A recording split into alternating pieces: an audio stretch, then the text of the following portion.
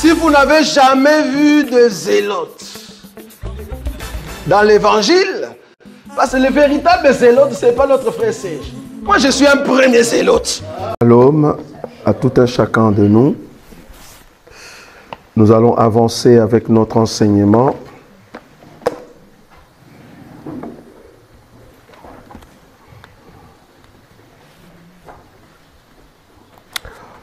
Nous allons prendre notre passage clé. Notre passage clé. Exode chapitre 2. Nous continuons notre enseignement. Exode chapitre 2. Chapitre 2, oui, à partir du premier verset. Okay. Je lis au nom de Jésus. Amen. Un homme de la maison de Lévi avait pris pour femme une fille de Lévi. Cette femme devint enceinte et enfanta un fils. Elle vit qu'il était beau et elle le cacha pendant 3 mois. Ne pouvant plus le cacher, elle prit une caisse de jonc qu'elle enduisit de bitume et de poix et elle y mit l'enfant et le déposa parmi les roseaux sur le bord du fleuve. La sœur de l'enfant se tint à quelque distance pour savoir ce qui lui arriverait.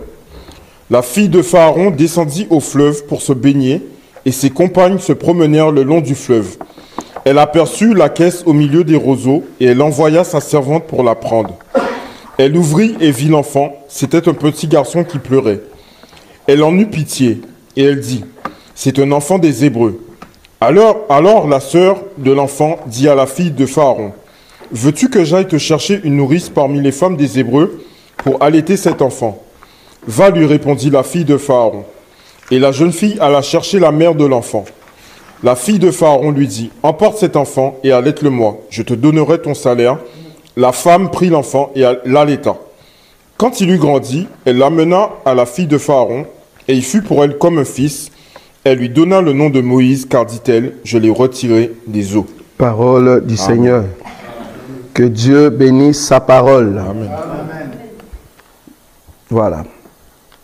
Donc nous continuons le micro. Nous continuons avec notre enseignement.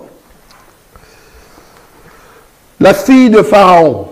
Comme vous avez compris, le dimanche, nous avons quand même avancé avec ce grand enseignement. Nous avons compris que le Seigneur est tellement bon et que celui qui nous a donné cette intelligence pour saisir la pensée, ce qui est caché dans cette écriture. Nous continuons encore. Donc aujourd'hui, nous voulons expliquer le verset 9. Le verset 9 qui est dit, ou à partir du verset 7. Alors la sœur de l'enfant dit à la fille de Pharaon, « Veux-tu que j'aille te chercher une nourrice parmi les femmes des Hébreux ?» Nous avons dit que cette écriture, pour comprendre ça dans la révélation, nous avons compris la révélation et la prophétie, nous avons compris que cette écriture veut dire ceux qui sont au fait de la famille de Jésus. Nous avons cité les dimanches Joseph d'Arimathée. Quand je dis famille ici, ça dit ceux qui écoutent la parole de Jésus, les disciples. Ça va? Joseph d'Arimathée et Nicodème, c'était des disciples de Jésus, mais en cachette. Ça va? Donc du coup, ceux qui sont au fait de la famille de Jésus, les connaissances de Jésus, c'est au fait Joseph d'Arimathée qui est parti trouver Pilate pour dire « Nous voulons prendre le corps de Jésus ». C'est ça, au fait, la fille de cette femme qui parle avec la fille des pharaons. Je vous avais dit que la fille des pharaons est représentée comme étant les étrangers, le Romain, le Pilate, ça va, le soldat. Donc c'est comme ça que je marchais. J'ai même touché le compagne de la fille de Pharaon pour montrer que c'était des soldats. Ça va? C'est la compagne, une des compagnes de la fille de Pharaon qui est partie prendre au fait la caisse pour l'amener vers Pilate. Donc là, nous avons expliqué, ce sont des soldats qui ont arrêté Jésus, ce sont des soldats qui ont amené Jésus auprès de Pilate, et c'est là-bas maintenant que l'un des soldats aussi à la croix a mis la lance sur Jésus, et l'eau et le sang est sorti. Ça va? Ou soit, oui, l'eau et le sang. Donc c'est là-bas que nous sommes limités la fois passée. Alors, aujourd'hui, je commence cette partie de la nourrice. Nous voulons maintenant toucher la nourrice. C'est quoi la nourrice dans la Bible? Quand tu vois le terme nourrice ou soit nourricier, ça va? Parce qu'un homme aussi peut être nourricier. En d'autres termes, une personne chargée à prendre soin du bébé. Ça va? Donc, nourrice ou nourricier veut dire une personne qui a l'habilité de donner la nourriture à l'enfant. Maintenant, ici, la fille de Pharaon qui est représentée comme les étrangers, comme toi et moi, nous avions les bébés, c'est-à-dire Jésus, l'enseignement. J'espère que vous avez déjà compris. Le bébé ici, c'est l'enseignement. Mais quel enseignement? La spiritualité de l'enseignement. Parce que je vous avais dit que la caisse de jonc n'est rien d'autre que la nature humaine de Jésus. Mais à l'intérieur, nous avons les dieux suprêmes. Or, nous, aujourd'hui, nous avons le véritable Moïse qui était dans la caisse, c'est-à-dire l'Esprit de Christ est en nous. Ça va? Ce qui était à l'intérieur de Jésus, c'est ça l'Esprit de Dieu que nous avons reçu le jour de la Pentecôte. Remarquez, cette fille a dit, veux-tu que j'aille chercher une nourrice? Je veux démontrer ici que la nourrice n'est rien d'autre que les apôtres, les disciples, les ministres. Ça va? Alors, la fille de Pharaon a dit oui. En d'autres termes, si la fille de Pharaon a dit oui, cela veut dire la fille de Pharaon a besoin que quelqu'un puisse faire croître ces bébés-là. En d'autres termes, comme les bébés, c'est l'enseignement, toute personne qui accepte le Seigneur Jésus, tu ne peux pas t'arrêter seulement à voir le bébé Moïse. Tu ne peux pas seulement t'arrêter à regarder Jésus qui t'a sauvé de la maladie, Jésus qui t'a fait sortir de souffrance. Tu es obligé de faire de sorte que les bébés qui est entre tes mains, tu es obligé de faire de sorte que ces bébés puissent croître. Très important. Tu as accepté le Seigneur Jésus, c'est bien. Tu as vu Moïse, c'est bien. Mais tu ne peux pas laisser Moïse comme ça parce que toi, tu n'es pas nourrice. Tu as accepté l'enseignement, c'est bien. Tu as rencontré Jésus, c'est bien. Mais Jésus ne peut pas rester toujours bébé. C'est Jésus doit croître. Or, la croissance de Jésus, la croissance de l'enseignement commence par une nourrice. Ça va? C'est la nourrice qui va t'aider au fait à faire grandir l'enseignement qui est en toi. Très important. Sinon, tu auras un Jésus bébé. Comme le catholique, ils ont toujours un Jésus, soit bébé, soit un Jésus qui est sur la croix. Leur Jésus est toujours bébé. Il devient bébé chaque le 25 décembre. Et là, il célèbre le Jésus bébé. Et quand on arrive au mois d'avril, il célèbre le Jésus mort, ou soit à la croix. Donc c'est un bébé qui ne dure qu'une année, quoi. Donc, voilà. Il est né le 25, mais même pas une année. 4 mois. Hein. Ouais. Combien 4 mois. Il est né le 25, arrivé au mois d'avril, voilà leur bébé qui est mort déjà à la croix. Ah non, il commence par, le fête des rameaux.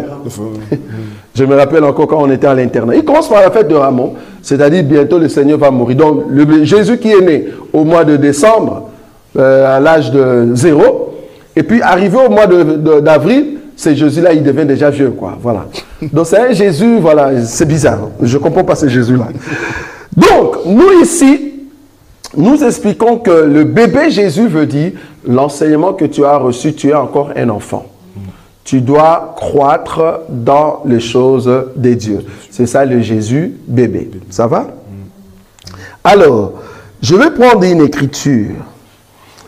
Je vais prendre une écriture toujours là-bas, parce que c'est là-bas que nous avons la lumière. C'est quelle écriture que le bien-aimé vient de lire tout à l'heure? Le verset 7. Je rentre toujours là-bas. Alors la sœur de l'enfant dit à la fille de Pharaon, veux-tu que j'aille te chercher une nourrice parmi les femmes des Hébreux? Voilà, c'est ça l'élément que je cherchais. La fille ne connaissait pas une autre nourrice. Mais je suis certifié que la fille de Pharaon connaissait d'autres nourrices. Mais le problème est que la fille de Pharaon, remarque ce qu'elle a dit ici. Le verset 6. Elle a dit quoi?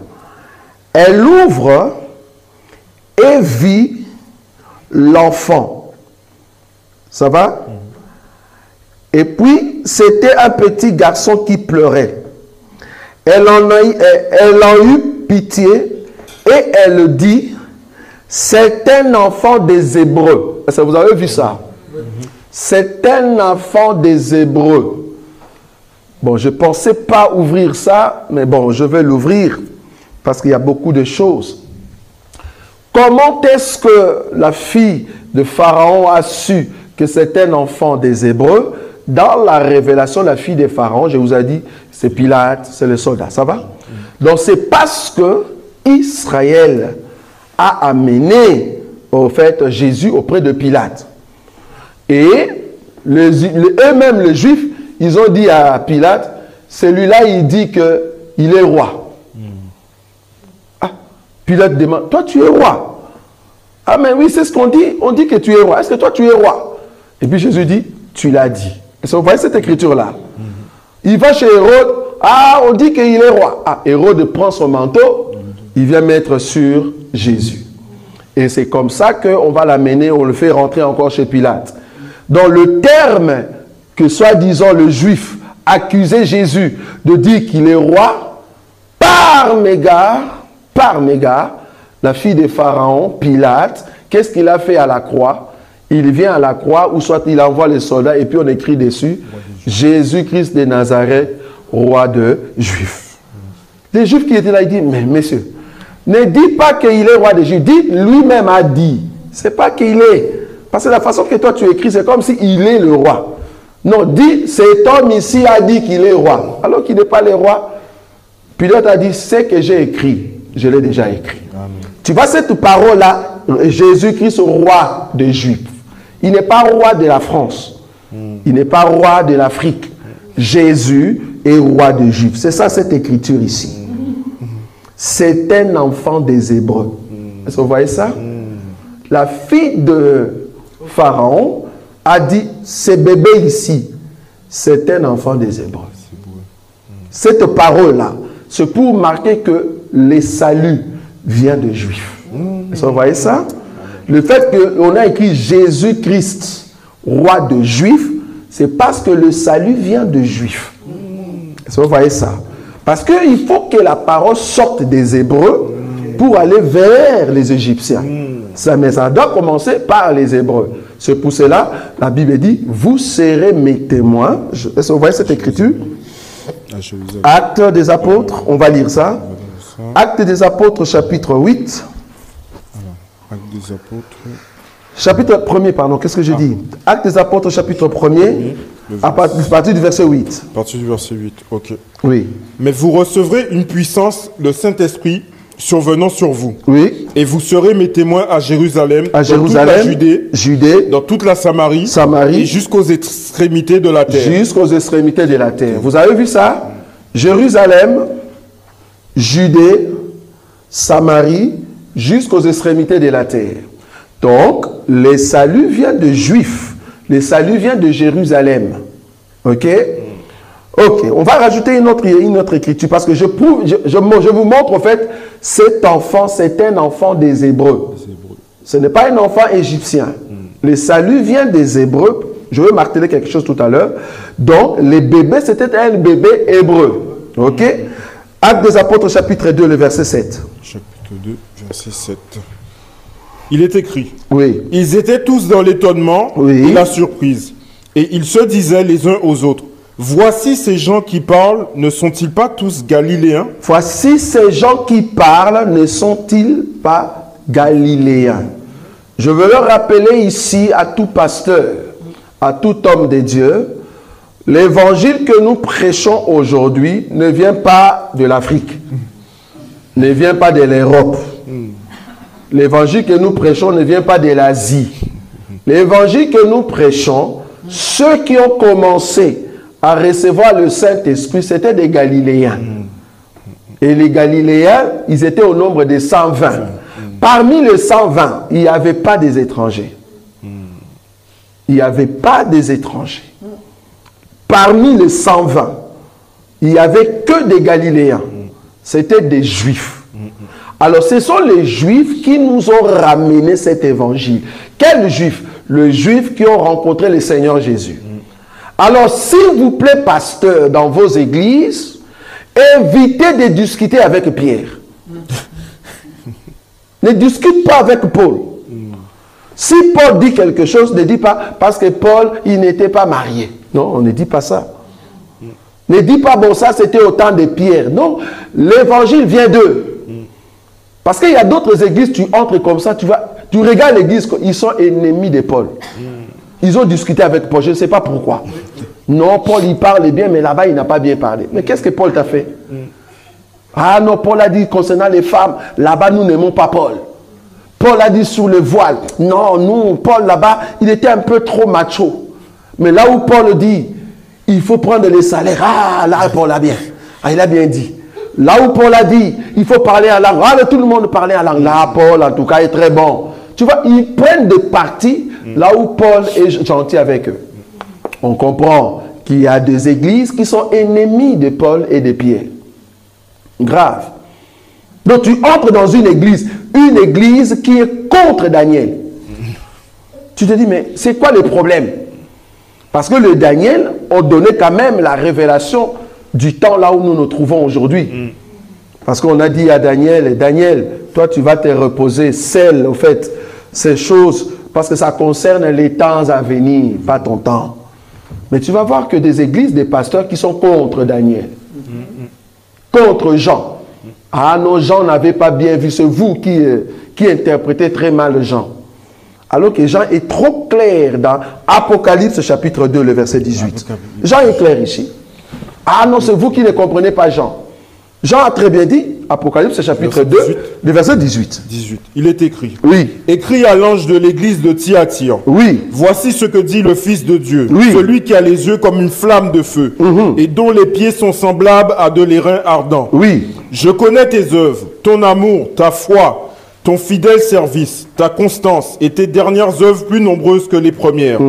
Mais ce que j'ai contre toi, c'est que tu laisses la femme Jézabel, qui se dit prophétesse, enseigner et séduire mes serviteurs. Merci. Ici, Jean dit, dans la prophétie que l'ange a amenée, les problèmes que j'ai contre toi, église de Thyatire, est que tu laisses la femme Jézabel, qui s'est dit prophétesse, tu le laisses quoi?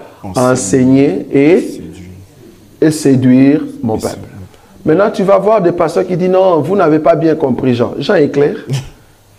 Donc, vous voyez, il y a des églises qui sont ennemies des gens. Mais nous, ici, Jean, c'est notre frère. Amen. Pierre, c'est notre frère. Tout ce que Jean a dit, tout ce que Paul a dit, nous croyons à cela. Vous voyez? Si Paul nous dit que ça, c'est vraiment pour le temps de la grâce, nous le prenons. S'il dit non, ça ne faites pas cela, c'est pour le temps de la loi, ne le faites pas, nous n'allons pas le faire. Paul nous a dit que nous, aujourd'hui, nous pouvons manger les animaux sacrifiés aux idoles. C'est pour ça que nous mangeons les jambons, frère. C'est Paul qui nous a dit ça. Si toi, tu penses que tu ne peux pas manger les jambons, nous, on mange les jambons. Les porcs, c'est très bon, ça. Si toi, tu penses que tu ne vas pas en manger, notre frère, c'est Paul. Et nous croyons à ce que Paul nous a dit. Ça va? Paul nous a dit, ben, bien aimé, dans vos saintes scènes, il faut mettre les vins terribles, les vins. Toi, tu mets des jus. Tu es ennemi de Paul. Qu'est-ce que Paul t'a fait, frère? Paul nous a bien, il a suivi Jésus. On lui a dit, mets le vin. Il a mis le vin. Et il a mis le pain sans les vins. Maintenant, toi, tu ramènes... Ah non, il y a des pasteurs, en tout cas, excusez-moi, si vous êtes pasteur, va quand même à l'école. Va à l'école, tu vas comprendre quand on dit les pains sans les vins. Cela ne veut pas dire les pains sans vin de boisson. Non, on n'a pas dit ça. Va regarder les termes les vins. Les vins, c'est une matière qu'on met dans la farine, frère. On a écrit les pains sans les vins. Lui, parce que les pains sans les vins, donc il faut prendre les jus. Ça ne va pas. Tu as très mal lu l'écriture.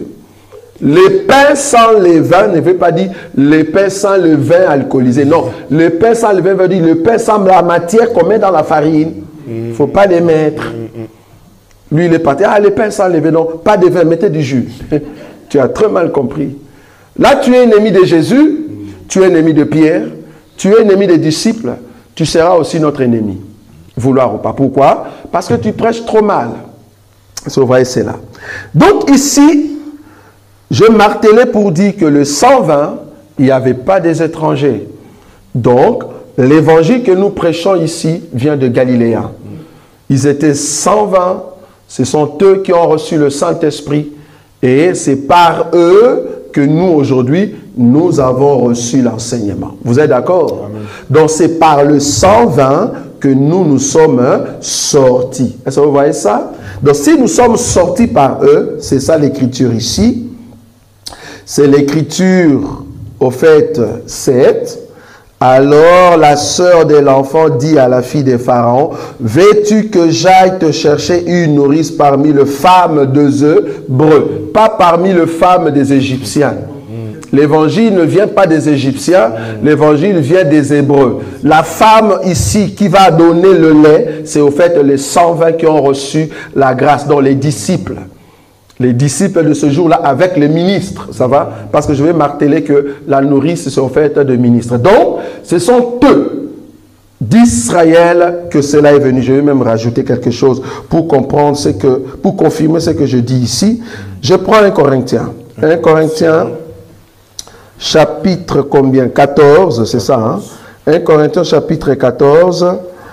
C'est quel verset? Je vais tomber directement sur ce verset-là. C'est vers dans des trentaines là-bas. Okay. Le verset 36. 36? Oui. Okay.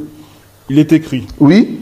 Est-ce de chez vous que la parole de Dieu est sortie? Est-ce de chez vous que la parole de Dieu est sortie?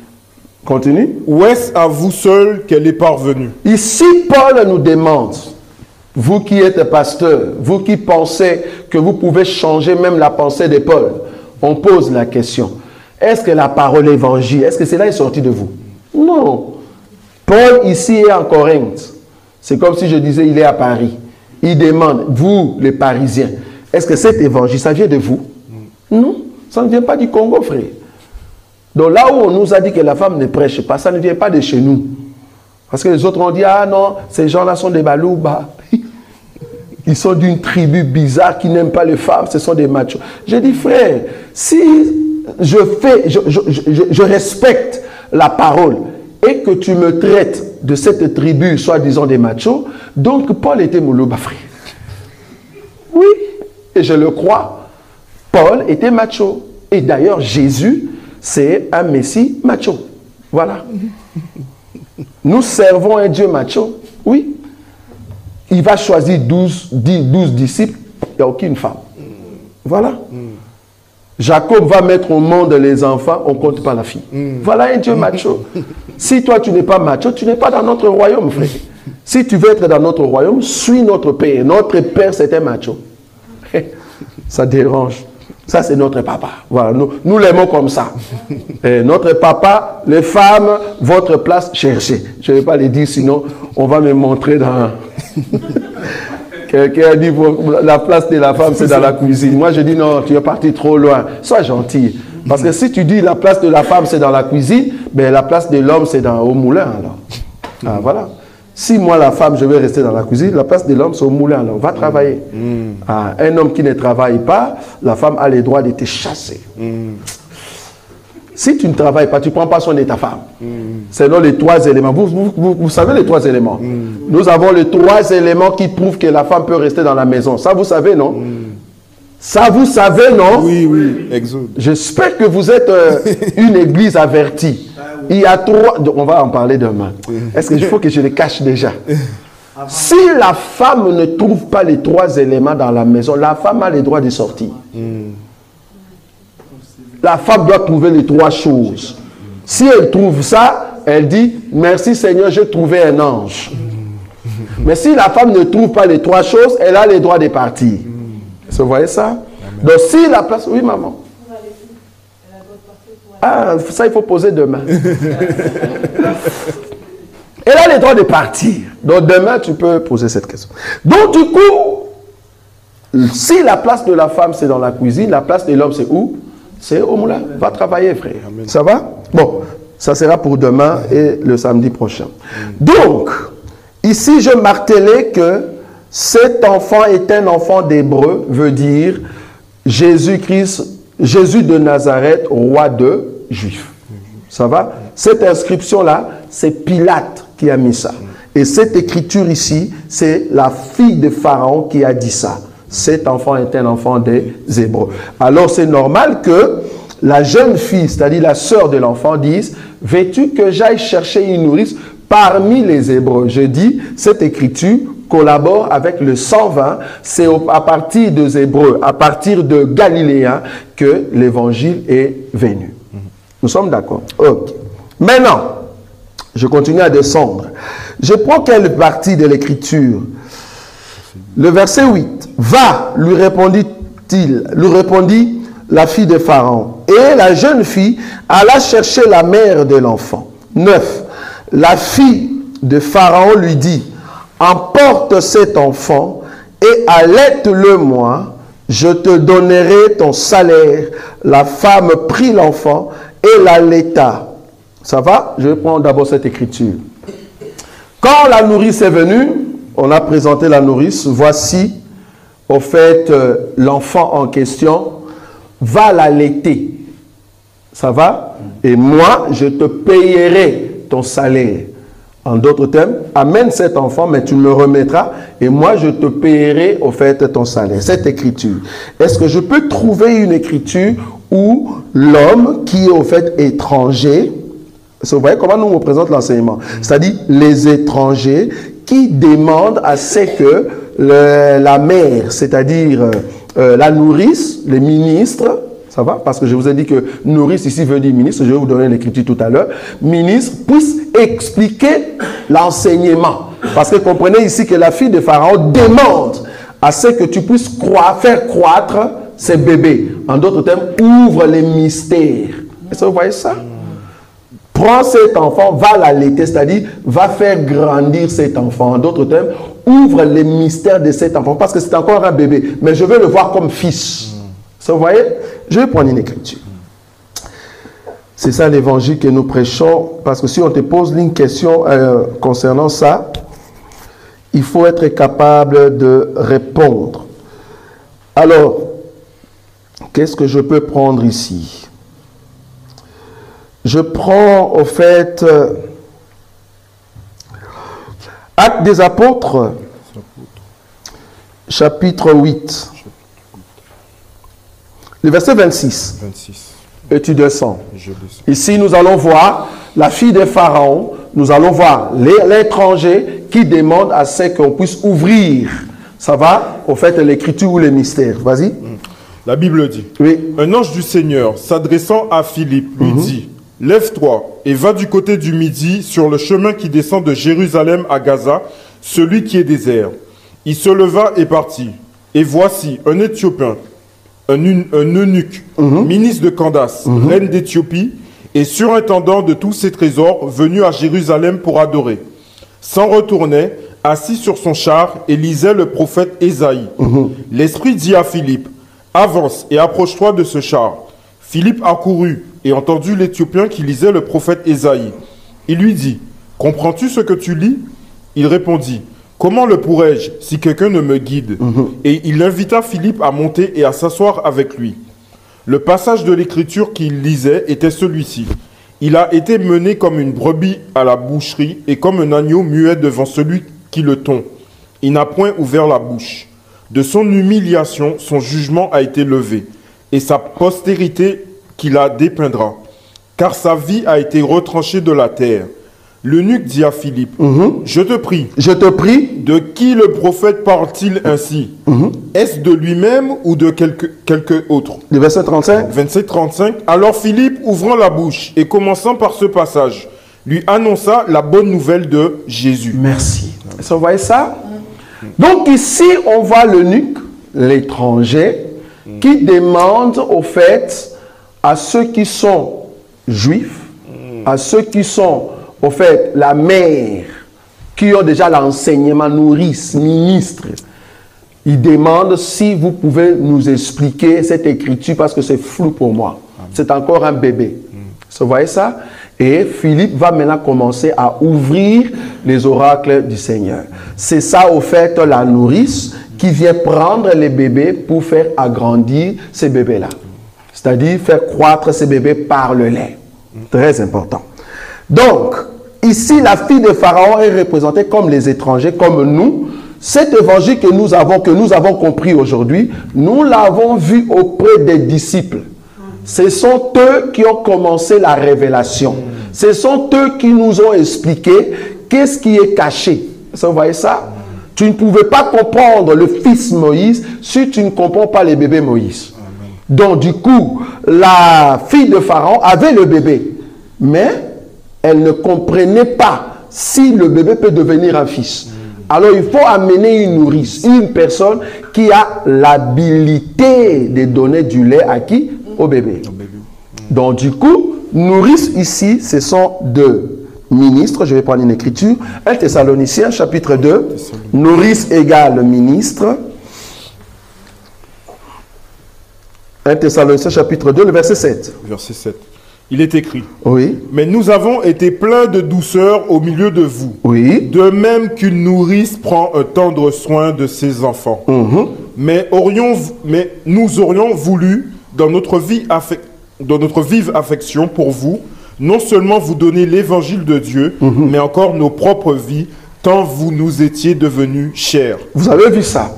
Donc ici, Paul dit, ce que nous faisons auprès de vous, c'est la même chose avec ce qu'une nourrice fait auprès d'un enfant.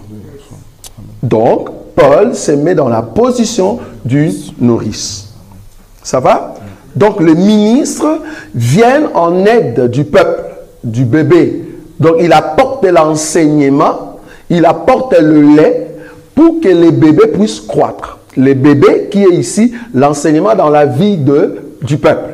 Vous voyez, c'est lui qui explique l'enseignement. C'est lui qui donne les dimensions de grandir en Christ et Jésus. C'est au fait l'enseignement prêché par des ministres. Les ministres ont l'habilité de donner au fait la nourriture dans l'enseignement pour que vous puissiez grandir.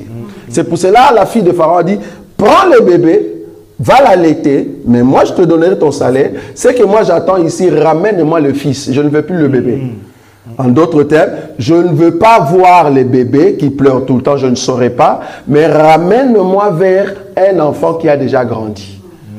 En d'autres termes, je veux quitter les stades de bébé, je vais aller vers un fils. Vous voyez ça? Mais je rappelle ici, les bébés en question, c'est un bébé hébreu. Ça va? Mais la fille ici n'a pas besoin de bébé. Les bébés, ce n'est pas pour la fille de Pharaon. Elle a besoin d'un fils. Mais remarquez que l'enfant, c'est un enfant des Hébreux que la mère doit amener pour donner à la fille de Pharaon, mais quand il sera fils. Qu'est-ce que je veux dire par là? Je vais prendre une écriture. Quelle écriture qui peut m'aider là-bas? Alors, je prends Ésaïe. Je prends Ésaïe. Ésaïe chapitre combien? Là où on dit, on l'appellera admirable. Vous voyez cette écriture-là? C'est Ésaïe combien? 58? 54? Oui. Un enfant nous est né. Vous voyez ça? C'est 9. Ésaïe combien? Nous allons prendre cela. C'est 9 verset 6, je crois. Oui, vas-y. 9 verset 6. Il est écrit. Oui. Car un enfant nous est né. Oui. Un fils nous est donné. Et la domination reposera sur son épaule. On l'appellera admirable, conseiller, Dieu puissant, Père éternel, prince de la paix.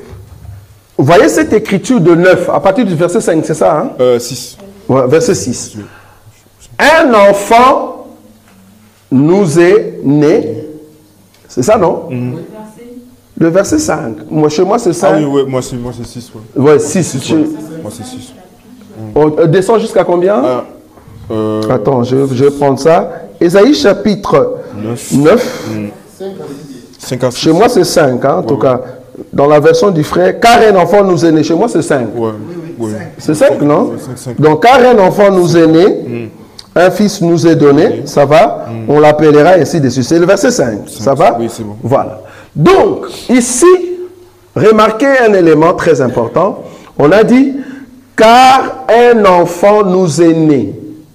Cet enfant-là, c'est Moïse. Moïse est né comme un enfant hébreu. Mais un fils nous est donné. C'est lui qu'on donne, c'est-à-dire on fait un don. Le fils n'est pas né là-bas, mais le fils, on lui a donné. Mais l'enfant, là où l'enfant est né, on connaît. Donc Moïse est né comme hébreu dans la maison des Hébreux, mais Moïse a été donné comme fils à la fille de Pharaon. Est-ce que vous voyez ça? Jésus-Christ est sorti d'Israël, c'est là-bas qu'il était enfant. Mais le Jésus-Fils, le Jésus de la révélation, a été donné comme don à la fille de Pharaon. Amen. Vous avez vu la différence? Nous, aujourd'hui, nous avons l'explication de Jésus. Nous avons la compréhension du Fils. Parce que le Fils nous a été donné comme don. Mais remarquez que le Fils est né d'Israël. Mais il était encore là-bas comme un enfant. Donc, celui qui célèbre un Jésus bébé, il est encore un juif.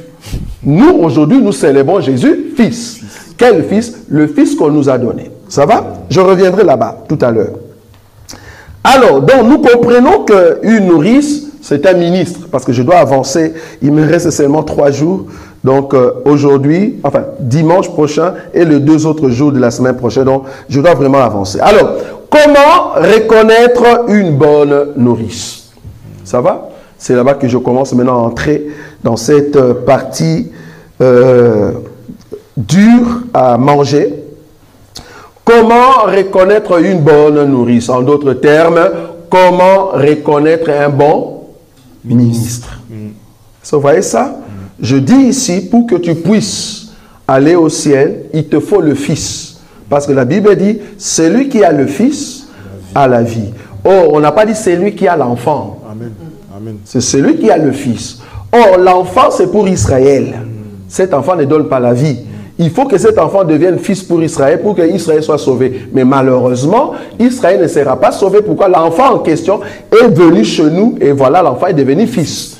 Donc, celui qui a le Fils, c'est nous, aujourd'hui. Nous avons la vie. Ok? Or, pour que cet enseignement qui est Christ devienne fils en toi, il faut l'apport de la nourrice. Est-ce que vous voyez ça? C'est-à-dire, il faut qu'il y ait des ministres qui ont bien mangé. Maintenant, je vais vous montrer comment reconnaître un bon ministre. Comment reconnaître une bonne nourrice. Je vais aller dans la pensée de la nourrice. Est-ce que vous voyez ça? C'est là-bas que je vais marcher. Donc, quand on dit nourrice ici, je crois, dans d'autres termes, c'est pas ce qu'on appelle nounou ici. C'est ça, hein? Oui. Hein? Nounou, c'est ça, non? Ça. Oui. La nounou. Hein? Est-ce qu'il y a une nounou ici? Nous n'avons pas de nounou. Il n'y a personne qui est nounou. C'est grave. Bon, nounou, qu'on appelle ici en France. La nounou. Ok. Comment reconnaître une bonne nounou? Je vais prendre une écriture. Luc chapitre 11. Luc chapitre 11. Prends le verset 27 et 28, bien aimé. 27 et 28. Oui. Il est écrit. Il est écrit. Tandis que Jésus parlait ainsi. Écoutez bien. Luc chapitre 11, le verset 27. Écoutez ce qu'il est dit. Tandis que Jésus parlait ainsi, oui. Une femme élevant la voix du milieu de la foule lui dit, oui. Heureux le sein qui t'a porté, heureuses les mamelles qui t'ont allaité. Et il répondit, heureux plutôt ceux qui écoutent la parole de Dieu et qui la gardent. Merci beaucoup. Remarquez, comment reconnaître une bonne nounou? Premièrement, une maman qui a un bébé, vouloir ou pas, tu dois avoir de sein gonflé. C'est ce qu'on avait dit la fois passée. C'est-à-dire, c'est parce que Dieu a créé dans la morphologie de la femme, quand tu enfantes, c'est parce que tu avais reçu un enseignement. Nous sommes d'accord. C'est parce que tu avais reçu un enseignement. Cet enseignement est resté chez toi et l'enseignement doit être vu. C'est comme une femme qui a reçu une sémence. Pendant 9 mois, la femme va enfanter. Et quand tu enfantes, vouloir ou pas dans la morphologie de la femme, Dieu permet que le lait devienne par le corps de la femme. C'est exactement ça avec un ministre. Un ministre de Dieu, qu'on a prêché la parole, ce ministre, il faut commencer à regarder, parce que les premiers éléments de ce ministre, il faut commencer à regarder si le ministre a une grossesse. Ça, c'est le premier élément. Il faut d'abord que ce ministre, quelqu'un qui mange bien, il faut commencer à regarder si la personne a la sémence. Vouloir ou pas, il faut commencer, parce que la nounou commence là-bas. pour devenir nounou un jour, pour donner de lait, de mamelle, il faut commencer par, tu as reçu la sémence. Après, la sémence reste dans les ventres. Avec l'évolution, on va voir les changements. Une personne qui s'est dit nounou et qui n'a jamais craché quand il avait ramassé la connaissance, ou soit la sémence, on se dit, est-ce que tu avais vraiment la grossesse? Une personne qui est en grossesse, vouloir ou pas, tu ne vas plus manger la même nourriture, bien aimé. Tu ne vas plus manger la même nourriture. Si tu es un enfant de Dieu et que tu as reçu la parole de Dieu, vouloir ou pas, parce que tu as la grossesse, tu vas changer ton alimentation. Et c'est que tu aimais beaucoup, mais parce que les bébés dans les ventres, tu commences à dire, ça c'est pas bon. Qu'est-ce que je veux dire par là? Une personne qui vient du monde, qui entre dans les choses de Dieu, quand tu acceptes Jésus dans ton cœur, Jésus commence à enlever les péchés. Amen. Il enlève les péchés, les choses anciennes commencent à tomber. Amen. Tu ne peux plus rester dans les mêmes. Toi, tu te dis enfant de Dieu, mais tu aimes toujours la nourriture que tu avais avant, alors que tu as les bébés dans les ventres. Ce n'est pas possible. Parce qu'une maman qui est grosse, vouloir ou pas, c'est le bébé qui dirige, ce n'est pas toi. Essaye seulement d'être grosse et dis-toi, je vais dormir par les ventres. Essaye.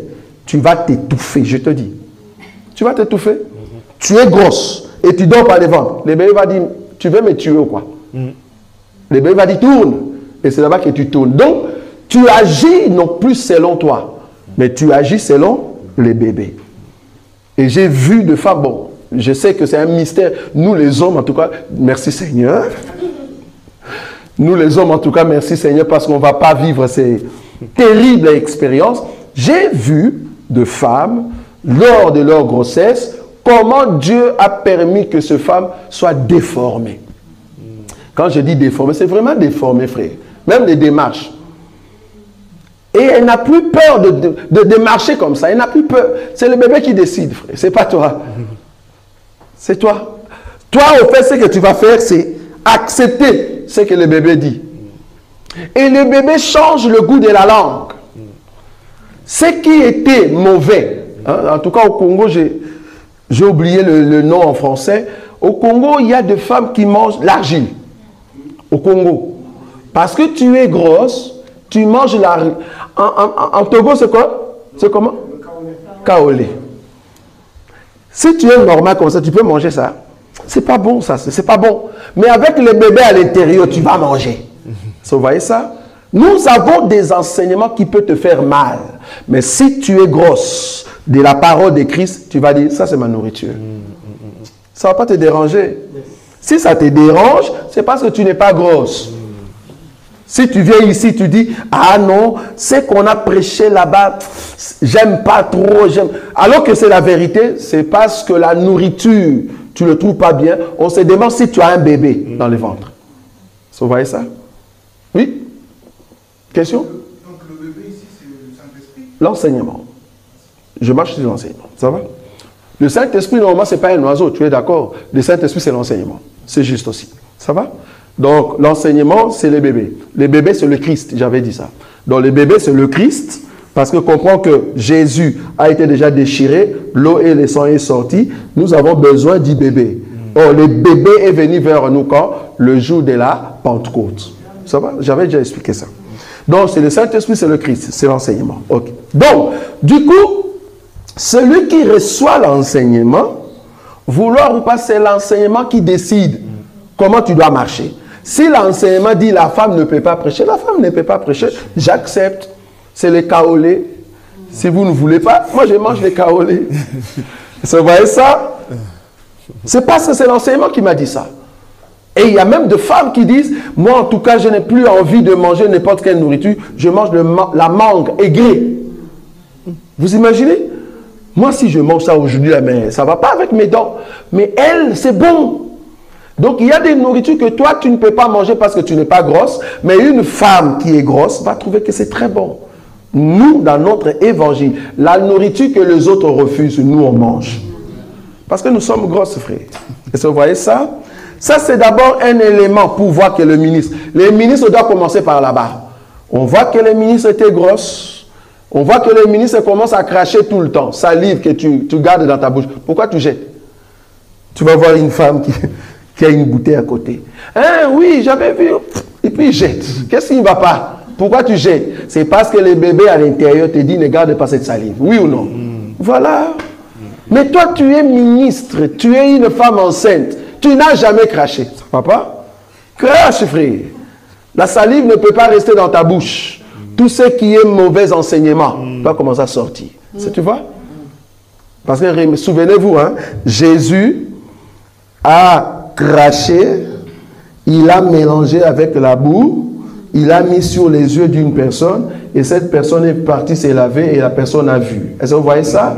Les crachats de Jésus, c'est le Seigneur venu sous forme de l'eau, comme parole, mais mélangé avec la terre, c'est-à-dire le Christ qui entre dans un corps qu'on appelle Jésus, et c'est ce Christ-là qui peut ouvrir les yeux d'une personne. Amen.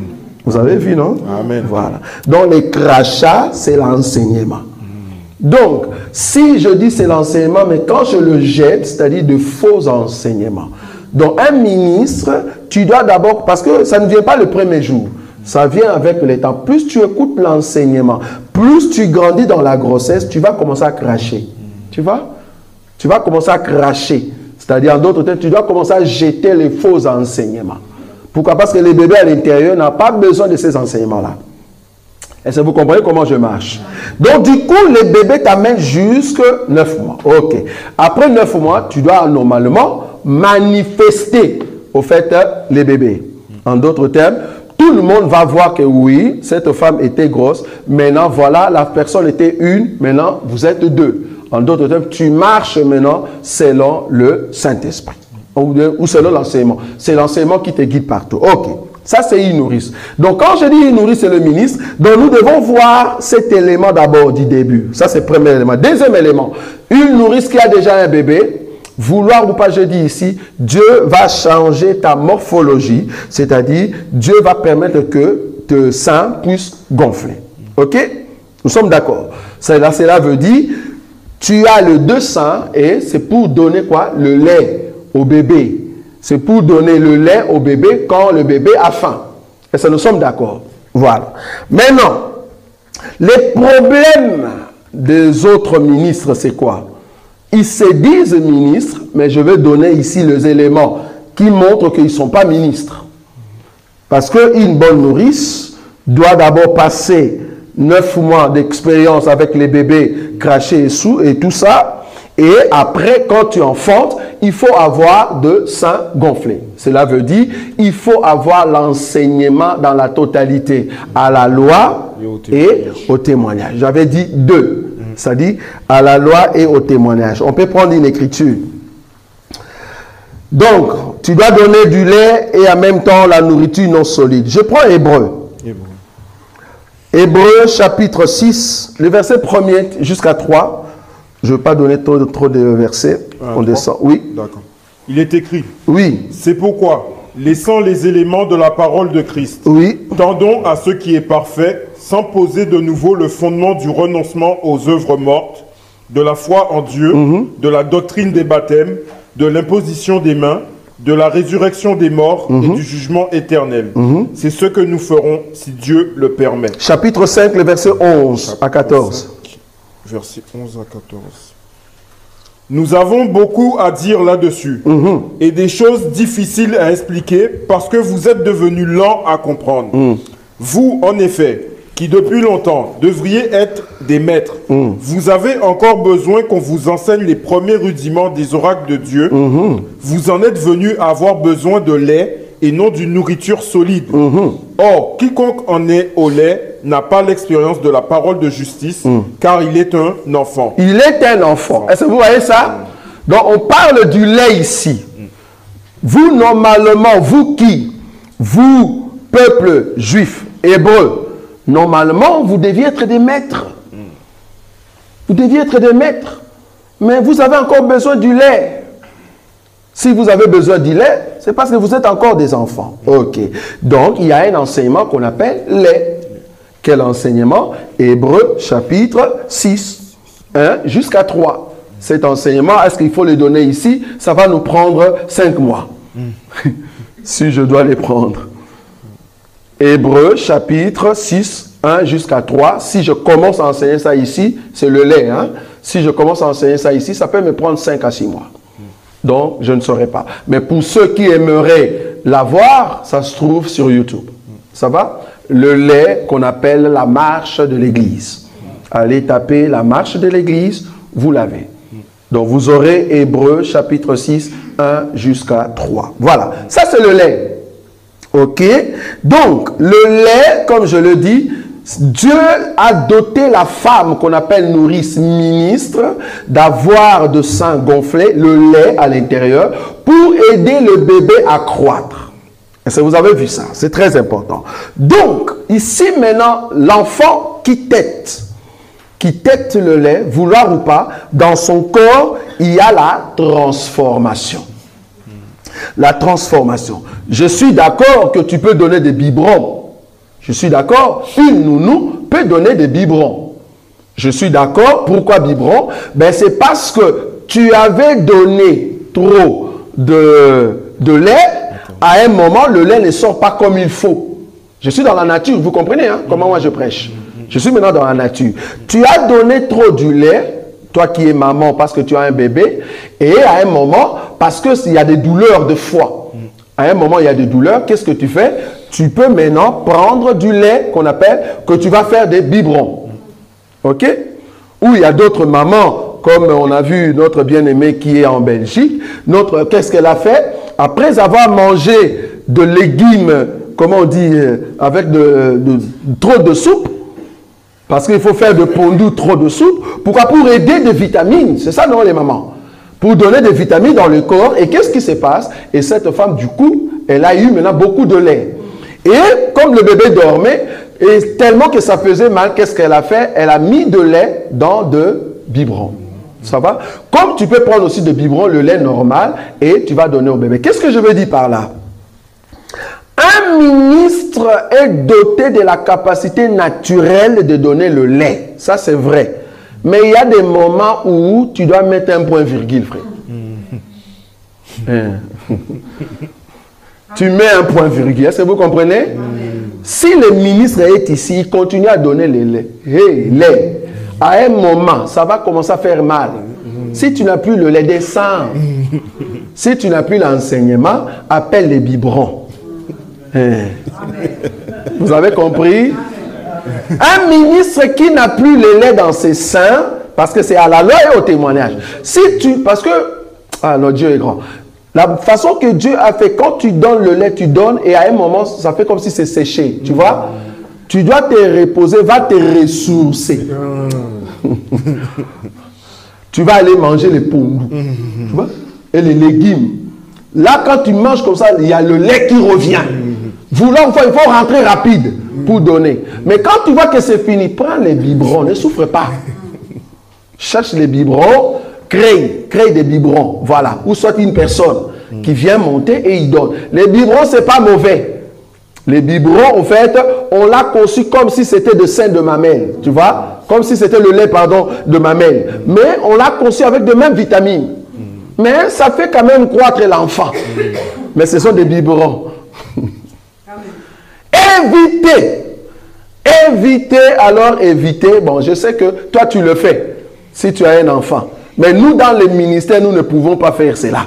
Ça s'appelle le mensonge. Évitez, si tu n'as pas de lait, tu n'as pas de biberon, ne donne pas à ton enfant des tétines. Nous avons des ministres tétines. Est-ce que vous comprenez? Est-ce que vous comprenez là où je viens ou pas?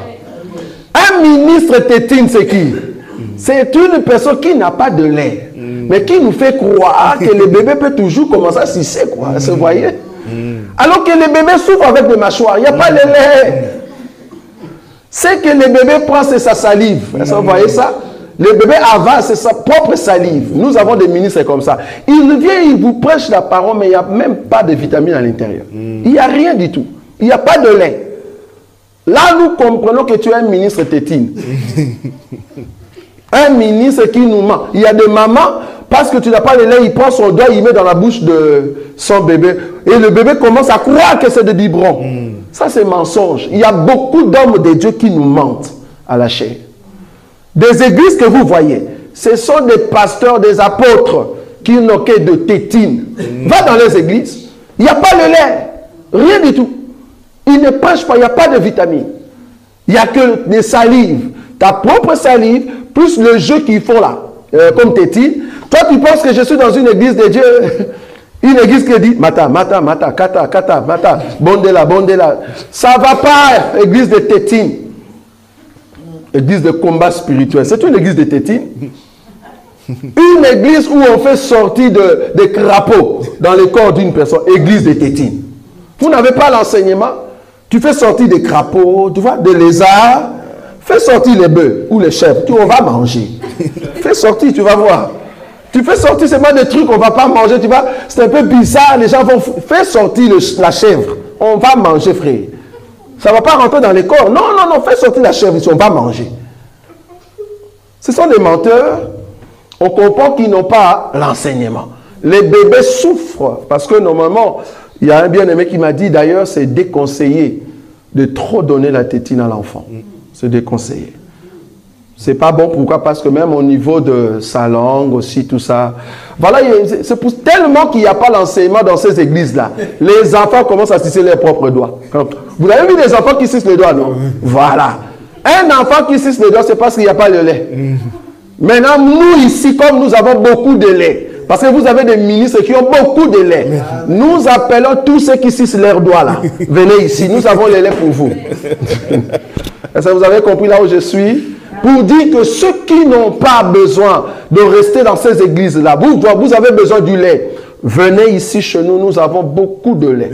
Nous avons des hommes de Dieu qui sont ici et qui sont capables de vous donner du lait, bien-aimé. Amen. Du lait. Donc, évitez d'aller dans une église qui n'ont que de tétines, de sucettes. C'est ça, sucette, hein? Voilà, sucette. Donc, comment reconnaître un bon ministre? Une bonne nourrice, dont la nourrice doit avoir du lait. Il doit être capable de donner du lait. La différence entre biberon, lait et la sucette ou soit tétine. Et la troisième chose, comment reconnaître une bonne nourrice, c'est au fait, comme je dis tout à l'heure, la transformation de la femme et la formation. Parce qu'il y a de nourrices qui sont formées pour bien protéger les enfants. Bien protéger les enfants. Jésus a gardé ses disciples pendant 3 ans. C'était un temps de formation terrible. Et le Pierre, le Jean et les Jacques, ils ont reçu un enseignement de 3 ans. Et ils sont devenus de nourrices terribles. Et jusqu'aujourd'hui, nous prêchons leur lait. Vous voyez ça? C'est parce qu'ils sont devenus terribles dans l'enseignement, parce qu'ils ont reçu la formation. Un homme de Dieu qui n'est pas formé, tu as un grand souci. Un grand souci. Et la formation, nous ici, nous ne disons pas d'aller à l'école théologique. Nous sommes contre. Nous ne pouvons pas étudier Dieu. Théos, logia. Étudier Dieu. Non, nous ne pouvons pas étudier Dieu. Personne ne peut étudier Dieu. Mais nous croyons à la formation.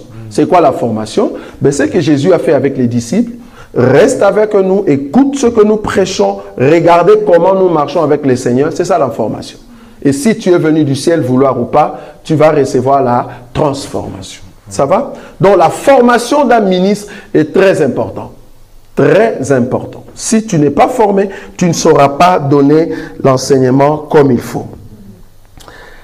Et je vais faire ici la différence maintenant qui prouve que tel homme de Dieu n'est pas capable ou il n'est pas encore arrivé à la maturité. Parce que j'ai montré ici l'homme de Dieu qui est capable.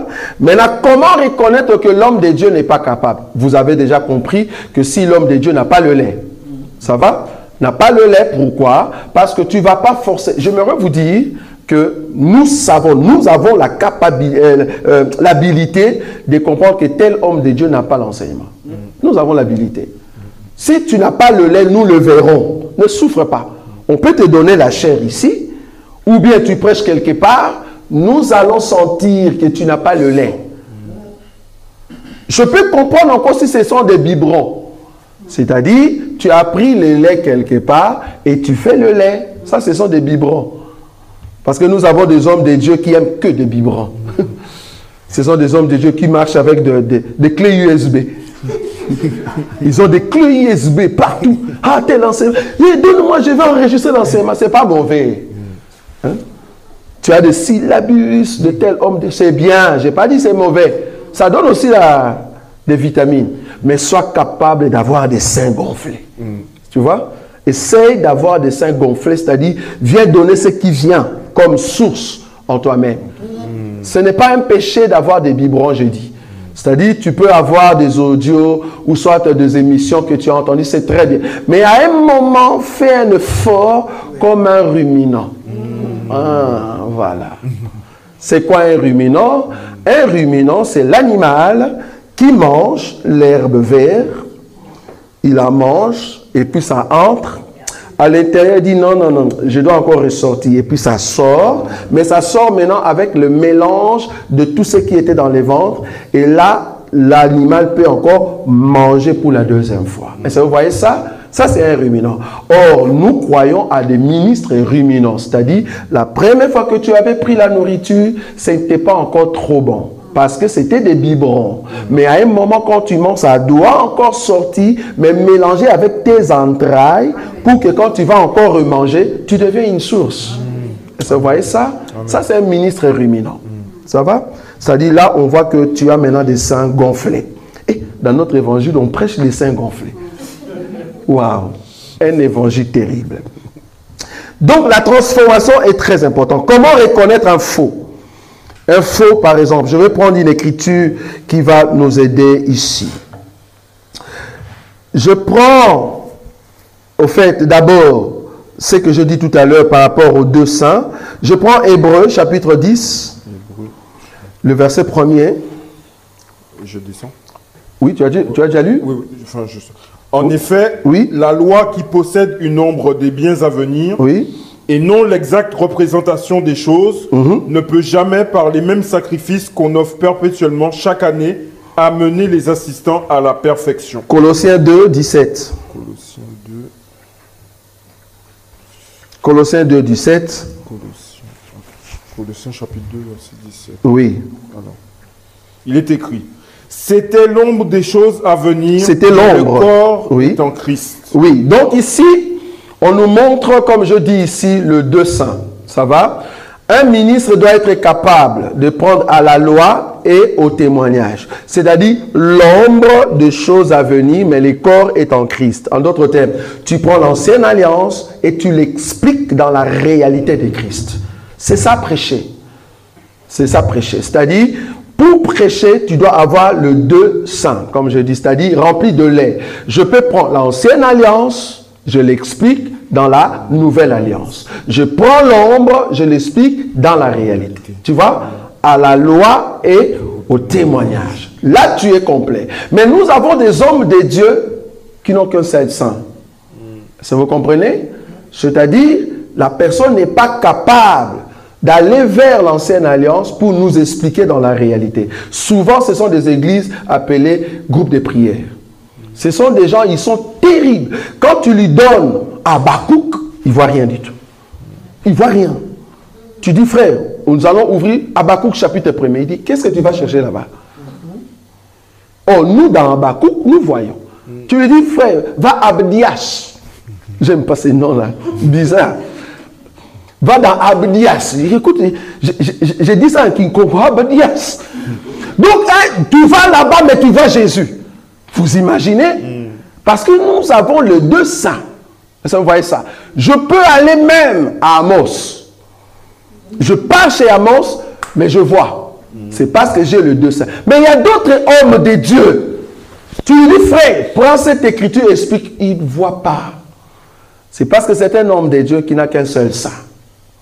Donc, il y a eu une malformation.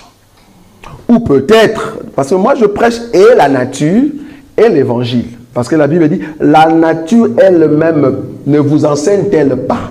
Moi, je peux prendre la nature et prêcher Jésus. Ça va? Si la personne a un seul saint, dans la doctrine, nous croyons que bon, peut-être la personne a été malade.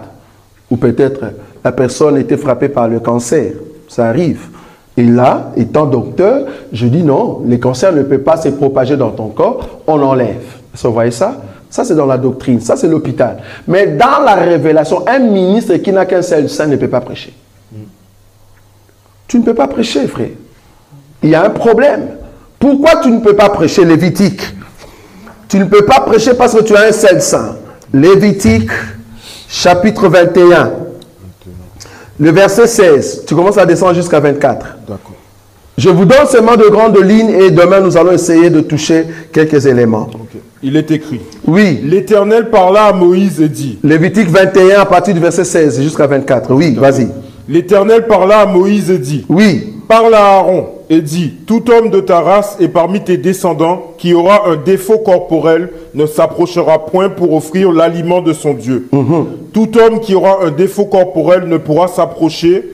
Un homme aveugle, boiteux, ayant le nez camus ou un membre allongé. Un homme ayant une fracture au pied ou à la main. Un homme bossu ou grêle, ayant une tache à l'œil, la gale, une dartre ou les testicules écrasés. Tout homme de la race du sacrificateur Aaron qui aura un défaut corporel ne s'approchera point pour offrir à l'Éternel les sacrifices consumés par le feu. Il a un défaut corporel, il ne s'approchera point pour offrir l'aliment de son Dieu. Il pourra manger l'aliment de son Dieu, des choses très saintes et des choses saintes. Mais il n'ira point vers le voile et il ne s'approchera point de l'autel, car il a un défaut corporel. Il ne profanera point ses sanctuaires, car je suis l'Éternel qui les sanctifie. C'est ainsi que parla Moïse à Aaron et à ses fils et à tous les enfants d'Israël. Merci beaucoup. Parole du Seigneur. Amen. Cette écriture, nous allons l'exploiter le dimanche pour voir les éléments qui sont là-bas. Ici, dans notre enseignement, j'intitule cela, c'est-à-dire un ministre qui n'a qu'un seul sein. C'est-à-dire, tu n'es pas capable, en tout cas à tout prix, de bien allaiter, au fait, l'enfant. Donc, du coup, normalement, tu ne peux pas prêcher. Tu n'as pas le droit de monter ici et je vais expliquer c'est quoi au fait cette malformation. Mais aujourd'hui, je peux prendre Cantique de Cantique pour terminer. Cantique des Cantiques, le chapitre 8 et le verset 8. Il est écrit. Oui. Nous avons une petite sœur qui n'a point encore de mamelle. Oui. Que ferons-nous de notre sœur le jour où on la recherchera? Si elle est un mur, nous bâtirons sur elle des créneaux d'argent. Si elle est une porte, nous la fermerons avec une planche de cèdre. Je suis un mur et mes seins sont comme des tours. J'ai été à ses yeux comme celle qui trouve la paix.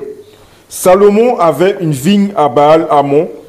Il remit la vigne à des gardiens. Chacun apportait pour son fruit 1000 cycles d'argent. Merci beaucoup. Donc ici, l'écriture, le Cantique de Cantique chapitre 8, le verset 8, comme je vous ai dit, je veux maintenant démontrer la malformation de ministre, parce que je vous ai déjà montré comment est-ce qu'un ministre doit être un bon, comment reconnaître un bon. Maintenant, ici, je vous donne là où tu peux voir que le ministre, ça ne va pas. C'est-à-dire quelqu'un qui ne peut pas aider ton bébé, l'enseignement qui est en toi de grandir. Si tu entres dans une église, tu vois ces éléments-là, tu comprends que je suis dans une église où il y a malformation du sein. Est-ce que vous voyez ça? Parce que nous expliquons ici la nourrice. Ok. On nous a dit ici dans Cantique de Cantique, nous avons une jeune fille. Mais cette jeune fille n'a pas de mamelle. Qu'est-ce que nous allons faire le jour où on va demander cette fille, c'est-à-dire en mariage?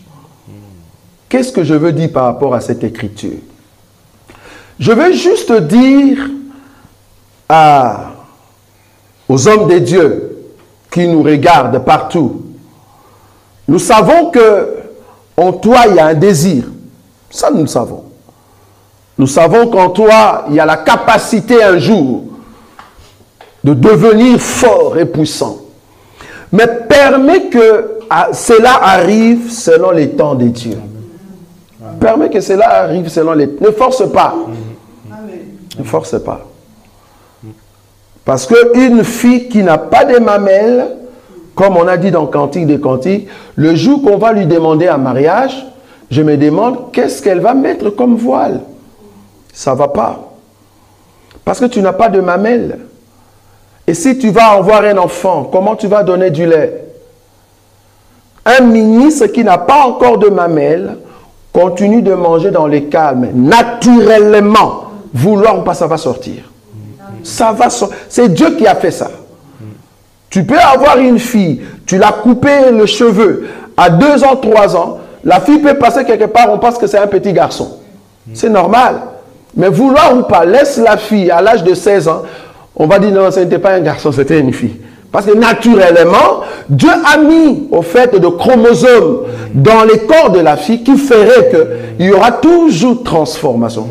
Sans pour autant que la fille puisse décider elle-même. Si tu as la chose de Dieu, vouloir ou pas, ça va sortir. Ça va sortir. Même si aujourd'hui tu n'as pas encore de mamelle, vouloir ou pas, un jour, ça sortira. C'est-à-dire, nous serons ici étonnés de voir que tu es capable de nous donner les Écritures à la loi et au témoignage. Nous serons étonnés. Ne force pas. C'est juste le temps n'est pas encore là. Mais malheureusement aussi dans le monde, nous avons des hommes de Dieu comme ça, qui sont pressés et qui sont entrés dans l'œuvre du Seigneur, mais n'ont pas de mamelle. Qu'est-ce que tu donnes? Qu'est-ce que tu donnes? Tu es comme tout garçon. Tu es comme un homme. Tu n'as pas de mamelle. Il y a des hommes de Dieu comme ça, qui font de beauté tout ça, mais au niveau de poitrine, il n'y a rien du tout. Tu forces, homme de Dieu. Tu forces.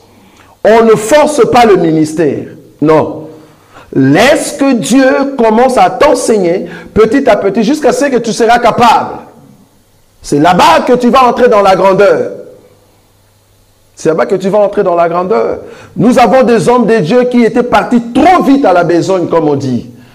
Et aujourd'hui, ce qui est bizarre avec ces hommes de Dieu, ils ont commencé le ministère en 2020 et en 2024, leur chair, la chair, là où ils prêchent, il y a déjà plus de 15 serviteurs de Dieu qui sont passés.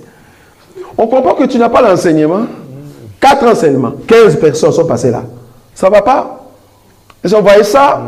Parce que nous croyons qu'un homme de Dieu a des seins gonflés. Si tu n'as pas le lait, c'est tout à fait normal que tu puisses te reposer et prendre des biberons. On peut prendre des biberons. C'est-à-dire, je peux prendre, comment on dit ça, le clé USB. Je prends des prédications par-ci, par-là. Vouloir, c'est comme si tu mangeais du pondou, tu vois, des légumes. Vouloir ou pas, tu vas revenir ici, tu seras fort. Donc, une personne qui n'a pas de mamelle, tu ne montes pas. Attends. Attends. Jusqu'à ce que le Seigneur va commencer à montrer petit à petit comment tu peux donner du lait. Sinon, l'enfant va commencer à pleurer et tu n'as pas le lait. Ne me dis pas que tu vas aller chez les voisins pour dire « Voisine, je sais que tu as enfanté, viens allaiter mon enfant. » Ça ne va pas. Si tu l'appelles la voisine, bien que la voisine là-bas a enfanté, et toi tu dis « Voisine, viens donner du lait à mon enfant », c'est là-bas que la voisine va amener ici. Alléluia, nous sommes l'église des Noirs. Avec leur prédication bizarre. Bien-aimé, avant d'entrer ici, il faut commencer à enlever les chaussures. Dieu m'a dit, il faut vendre ces mouchoirs. C'est lui qui va acheter ce mouchoir. Avec 10 €, tu vas aller au ciel. Je vends des bouteilles d'huile que j'ai achetées en Israël. Ça, c'est une femme qui vient d'enfanter, mais c'est une voisine. C'est vrai, tu as enfanté, mais ton bébé et toi, vous n'êtes pas de notre maison. On n'appelle pas n'importe qui pour monter ici, surtout les voisines. Évitez. Tu ne sais pas si les voisines, qu'est-ce qu'elle avait mangé. Tu ne sais pas. Avant de donner ici, sois sûr. Soit vous avez le lait, soit vous avez des biberons. Je ne parle pas de sucettes. Si tu sais que tu n'as rien, ne donne pas de sucettes. Et ne laissez pas l'enfant avec les doigts dans la bouche. Parce que nous avons des enfants qui aiment boire trop. Il y a des bébés comme ça. Des bébés qui aiment boire beaucoup du lait. Et quand il n'y en a pas, ils mettent le doigt dans la bouche. C'est-à-dire, nous avons des hommes et des femmes qui aiment trop l'évangile. Et quand il la manque, il a besoin qu'on puisse lui donner cette parole. Donc, quand tu viens ici, donne du lait, bien-aimé. Donne du lait pour que le peuple puisse croître. Parce que plus nous allons croître, plus le bébé deviendra un fils. Amen. Vous voyez ça? Parce que pour aller au ciel, ce ne sont pas les bébés qui vont partir. Bon, les bébés entre guillemets. Il faut être précis dans l'enseignement. Quand je dis bébé ici, c'est-à-dire si tu es encore un enfant dans les choses de Dieu, normalement tu ne vas pas hériter le royaume des cieux. Normalement. C'est-à-dire, si tu n'y crois pas, parce que ta foi à toi, majeur, mature, va aider tes enfants à la maison. Ça, vous savez, non? Amen. Ça, on a déjà prêché. C'est-à-dire, moi étant parent, j'ai la foi en Christ et Jésus et j'y crois. Avec la maturité que j'ai, ma prière à moi sanctifie qui? Mes enfants. Donc, les enfants vont monter dans ce sens-là. Mais par rapport à toi, pour entrer au ciel, il te faut la maturité. Tu ne vas pas me dire, moi, je suis bébé dans la foi, mais j'ai déjà 40 ans, mais je vais entrer au ciel. Ça n'ira pas. Le bébé dans la foi veut dire, le champ n'est pas encore mature. Or, Dieu, dans sa souveraineté, il ne va pas enlever un champ qui n'est pas encore mature. Donc, tu seras la Vierge folle. Tu vas rater l'enlèvement. Pourquoi? Parce que tu n'es pas encore à la maturité, tu es encore un bébé. C'est ce qu'on a dit tout à l'heure. Hébreux chapitre 5, à partir du verset 11. Vous voyez ça? Parce que quelqu'un m'avait dit, frère, même si je bois seulement le lait, je vais aller au ciel. Je dis, le ciel, c'est un cadeau pour le mature. Parce que là-bas, c'est la fête. Un enfant ne va pas à la fête à minuit. Le ciel, c'est pour ceux qui vont aller à la fête de minuit. Or, un enfant strictement interdit. Enfant non admis à minuit. Parce que là-bas, ça sera l'amour, frère. Avec Jésus. Là-bas, il faut être mature. Si tu n'es pas mature, tu ne vas pas entrer là-bas. Mais tu peux toujours entrer dans le royaume, je suis d'accord. Tu vas rater, c'est vrai, certes, le royaume des cieux, mais tu peux toujours hériter. Qu'est-ce que je dis? Tu peux rater le ciel, mais tu vas quand même entrer dans le royaume des cieux qui sera sur terre. Ça va? C'est-à-dire, un bébé dans la foi, tu dois grandir. Donc, jusqu'aujourd'hui, si nous ne sommes pas encore partis, soit Dieu n'a pas encore rencontré la dernière personne qui doit recevoir le lait et grandir, ou soit la dernière personne est encore bébé, il doit arriver au niveau des fils. Dès qu'il arrive là-bas, nous partons. Si nous sommes encore sur terre. Vous voyez ça? Donc, c'est seulement le fils qui va monter. Et d'ailleurs, nous serons le royaume de fils de Dieu. Quand on dit fils, pas enfant. Ça ne sera pas le royaume des enfants de Dieu. Non, nous avons des enfants de Dieu et de fils de Dieu. Celui qui a reçu, au fait, la responsabilité. C'est pour cela Paul dit dans Hébreux, chapitre 5, que nous allons lire encore pour terminer. Hébreux 5, 11. Écoutez, jusqu'à 14. 5, 11 à 14. Oui, Hébreux 5, 11 à 14. Nous avons beaucoup à dire là-dessus. Nous avons beaucoup à dire là-dessus. Et des choses difficiles à expliquer. Les choses difficiles à expliquer. Pas facile, bien-aimé. Continue. Parce que vous êtes devenus lents à comprendre. Voilà. Vous, en effet, oui, qui depuis longtemps devriez être des maîtres, oui, vous avez encore besoin qu'on vous enseigne les premiers rudiments des oracles de Dieu. Vous avez encore besoin qu'on vous donne la nourriture non solide, du lait. Voilà. Vous en êtes venus à avoir besoin de lait et non d'une nourriture solide. Donc vous voulez du lait et non la nourriture solide. Continue. Or, quiconque en est au lait, quiconque en est au lait n'a pas l'expérience de la parole de justice. Tu penses vraiment que tu n'as pas l'expérience de la parole de la justice, tu vas aller au ciel? Jamais, frère. Car pour aller au ciel, il faut manger la nourriture solide. C'est-à-dire, tu as la maturité dans les choses de Dieu. C'est comme ça que tu entres. Je ne dis pas que tu vas aller en enfer. Ce n'est pas ce que je dis ici. Je dis, tu vas rater, au fait, l'enlèvement. Pourquoi? Parce que tu n'es pas encore mature. Le champ n'est pas encore mature. Dieu ne coupe pas ces champs-là. Il faut être mature. Ça va? Voilà un peu ce que je pouvais dire aujourd'hui. S'il faut répéter ou faire la récapitulation, comme on dit, je montrais ici ce qui la nourrice. Je montrais le bébé. Je dis que ça vient, au fait, la nourrice vient de Galilée, c'est-à-dire des Hébreux. Je montrais, au fait, comment reconnaître une bonne nourrice. Je donnais les éléments et je martelais sur la nourriture, pardon, la transformation et la formation. Et je martelais sur les comportements d'un homme de Dieu qui doit prêcher un jour comment est-ce que cet homme doit être. Et j'ai commencé à donner ici comment reconnaître un faux ministre. Donc, je vais donner seulement un élément, c'est-à-dire un ministre doit avoir déjà de sang. Mais si tu n'as pas de sang, c'est-à-dire tu n'es pas encore prêt pour monter à la chair.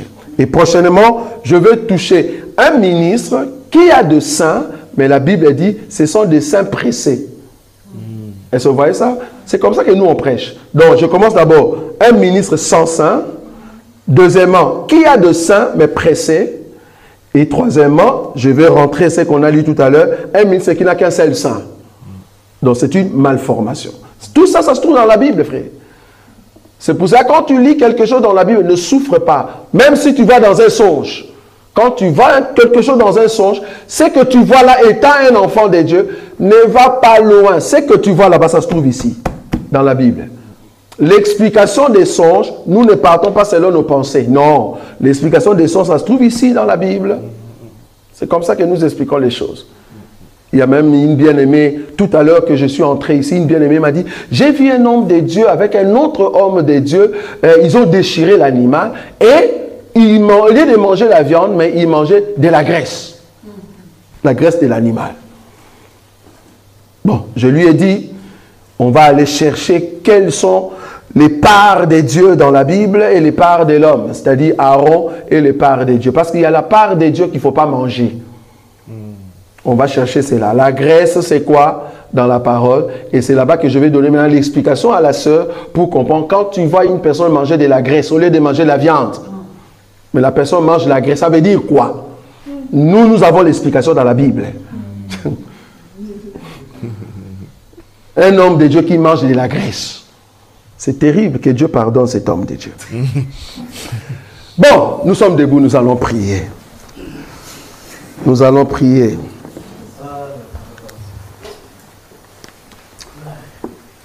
La semaine prochaine, c'est là-bas que nous allons toucher sur les salaires de la nourrice. Parce que nous croyons au salaire de l'homme de Dieu. Ça va? C'est très important. Un homme de Dieu qui n'a pas de salaire, c'est un homme de Dieu que vous allez tuer, vous-même. C'est comme un enfant que vous ne donnez pas au fait l'encouragement. Ça va? Donc c'est très important. Tendre Père, je recommande ton peuple ici debout en signe d'humilité devant toi. C'est parce qu'ils ont besoin que tu puisses amener le bébé dans leur cœur pour que ces bébés soient forts à tout moment. Laisse que ton peuple soit capable de voir de leurs yeux toute parole qui ne vient pas de toi. Tout enseignement qui ne respecte pas les cadres de ta parole. Même dans leur nuit, quand ils dorment, que l'interprétation de songes leur soit donnée. Amène-le à comprendre la dimension exacte de ce que tu dis dans la parole. Ô Dieu grand et redoutable, nous voulons que tu nous amènes dans la compréhension de ce que toi tu es, le bébé qui devient le fils. Oui, parce que la fille de Pharaon a besoin de rencontrer le fils. Car la Bible dit, celui qui a le fils a la vie. Nous voulons cette vie, Seigneur. Car la vie, c'est la lumière qui nous amène auprès de toi. Que cette nuit soit une nuit de paix et de sécurité. Garde-nous, Seigneur. Marche avec nous, qu'une visitation terrible venant de ta part puisse cela nous être donné, afin que quand nous allons dormir, Seigneur, que nous puissions comprendre ce que nous sommes, ce que les hommes tout autour de nous sont. Parce que nous croyons, Seigneur, tu ne caches rien à ton peuple. Tu les amènes à la compréhension exacte de chaque pas sur la terre pour qu'ils puissent atteindre la grandeur. Bénis, Seigneur, tout un chacun de nous. Pense à ceux qui n'ont pas pu venir, afin que nous puissions nous rencontrer encore prochainement dans ta présence, afin de célébrer ta grandeur, parce que tu es Dieu. En ton nom, Jésus-Christ, que nous avons ainsi prié. Amen. Amen. Que Dieu vous bénisse. Merci.